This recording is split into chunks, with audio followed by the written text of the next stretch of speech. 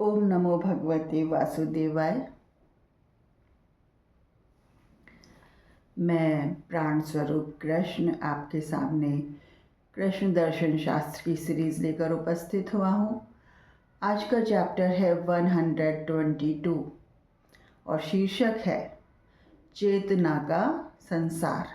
चेतना का संसार, चेतना का संसार, या जिसे आप सोल वर्ल्ड भी कह सकते हैं, उसके बारे में आज मैं आपसे बात करूँगा कि चेतना क्या होती है और चेतना का संसार क्या होता है। चेतना का सीधा साधा अर्थ है कॉन्शियसनेस। कॉन्शियसनेस कॉन्शियसनेस दो तरीके की होती है, माइंड कॉन्शियसनेस और सोल कॉन्शियसनेस। यानी कि चेतना मन के स्तर की और चेतना आत्मा के स्तर की। मन के स्तर की चेतना में संसार चलता है। संसार को चलाने वाले प्राणी मन के स्तर के होते हैं। वो मन से विचार पाते हैं और मन के विचार उन्हें जैसे जैसे गाइड करते हैं या जैसे जैसे उनका मन करता है, वो उसी हिसाब से संसार में आचरण करते हैं, उसी हिसाब से संसार में रहते हैं, उसी हिसाब से उनके संसार में करने वाले कर्म होते हैं, उनके क्रियाकलाप उसी हिसाब से चलते हैं। जैसा उनका मन उनको गाइड करता है वैसे वो करते हैं। मन के जो अच्छे स्वरूप को हम सुमन कहते हैं, जो कि इंसान को अच्छे कार्यों में प्रवृत्त कराता है, वो सुमन संस्कार रूपी आत्मा का ही सुमन होता है।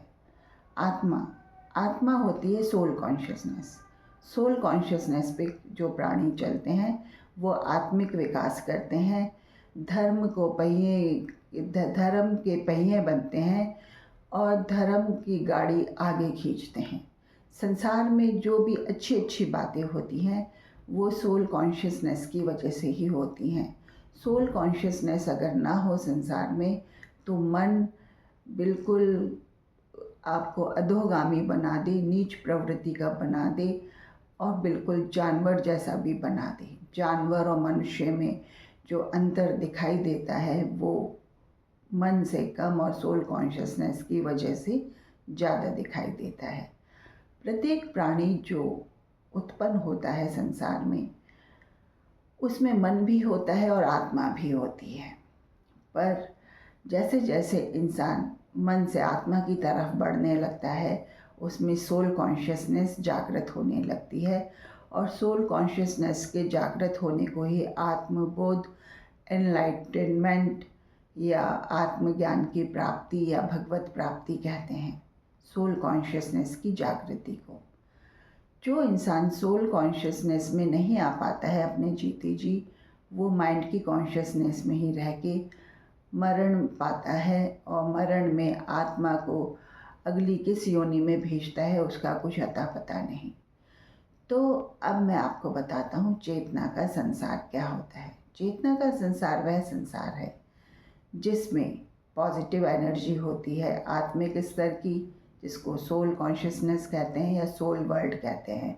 सोल वर्ल्ड पॉजिटिव एनर्जी वाला संसार है। सोल वर्ल्ड पॉजिटिव एनर्जी वाला संसार है। नेगेटिव एनर्जी वाले संसार को क्या कहते हैं उसको मैं फिर किसी अगले वीडियो में बताऊंगा।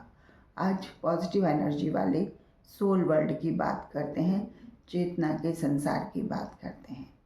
चेतना का संसार समुद्र रूपी संसार होता है। जैसे समुद्र होता है ऐसे चेतना का संसार भी समुद्र रूपी होता है।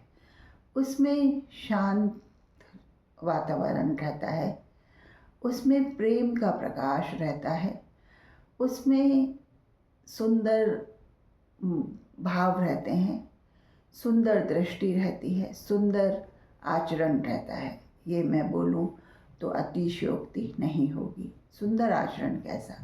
अब आप कहेंगे चेतना का संसार। चेतना का संसार शरीर का भी होता है और बिना शरीर का भी होता है।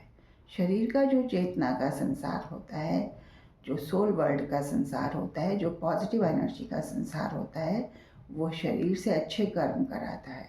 अच्छे कर्म वही कर्म जिनसे मानव सभ्यता कहलाई जाती है, सिविलाइजेशन कहलाई जाती है, जिससे सुंदर कर्म होते हैं, जिससे सुंदर गुण अवतरित होते हैं मानव में, और जिससे धर्म का पहिया आगे चलता है, वो सुंदर गुण होते हैं। ये सुंदर गुण शरीर धारण करने के बाद भी अवतरित होते हैं, दिखाई देते हैं आत्मिक कॉन्शियसनेस में आने पे, सोल कॉन्शियसनेस में आने पे। इसमें आ गया धैर्य, इसमें आ गया संयम, इसमें आ गया वासना रहित प्रेम, इसमें आ गया सुंदर स्वच्छ कर्म, इसमें आ गया अहिंसा, इसमें आ गया लोभ मोह लालच से मुक्ति, इसमें आ गया आत्मा का ज्ञान, आत्मबोध, इसमें आ गया स्वच्छ और अच्छे कर्मों में प्रवृत्त होना। तो ये सोल वर्ल्ड में जो चेतनाएं सोल वर्ल्ड में दाखिल हो जाती हैं, सोल कॉन्शियसनेस में दाखिल हो जाती हैं, वो अपने शरीर से सुंदर सुंदर अच्छे अच्छे कर्म करने लगती हैं। और जो माइंड कॉन्शियसनेस में रहते हैं, वो माइंड के आधार पे, जैसे उनको माइंड गाइड करता है वैसे कर्म करते हैं। वो लोग धन के लालच में पड़े रहते हैं, लोभ में, मोह में, काया के मोह में, दिखावटी संसार में पड़े रहते हैं माइंड कॉन्शियसनेस वाले व्यक्ति।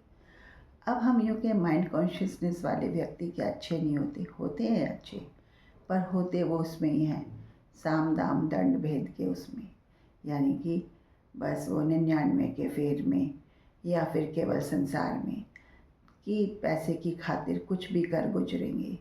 ऐसा आत्मिक कॉन्शियसनेस में आया हुआ इंसान नहीं करता कि पैसे की खातिर कुछ भी कर गुजरेगा। वो अपनी आत्मा की खातिर कुछ भी कर गुजरेगा।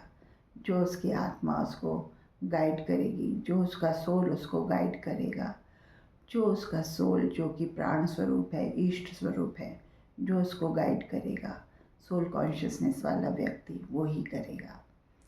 अब चेतना का संसार मरने के बाद क्या होता है? मरने के बाद जब शरीर छूट जाता है, जो माइंड कॉन्शियसनेस वाला व्यक्ति होता है, उसके बारे में तो मैं फिर किसी वीडियो में बताऊंगा। आज मैं आपको ये बता रहा हूँ कि जो सोल कॉन्शियसनेस वाला व्यक्ति होता है, देह छूटने के बाद सोल वर्ल्ड में जा मिलता है।